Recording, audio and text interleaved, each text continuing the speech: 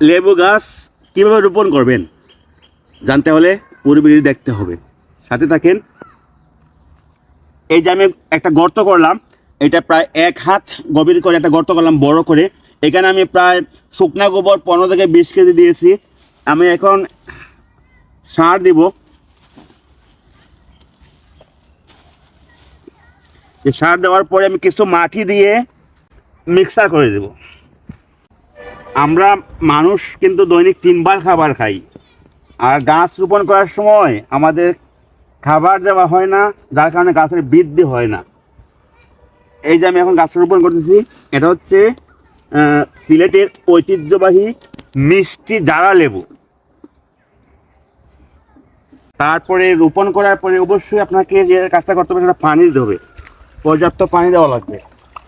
অথবা এখন যে শুষ্ক মৌসুম, গাছ কিন্তু বাঁচানো সম্ভব হবে না যদি পানি বেশি করে না দেন।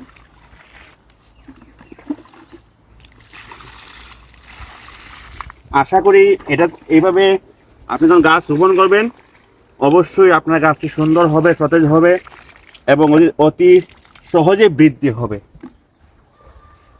যদি আমার ভিডিও ভালো লাগে সর্বোচ্চ ছড়িয়ে দিবেন। ভালো থাকবেন। আল্লাহ হাফেজ।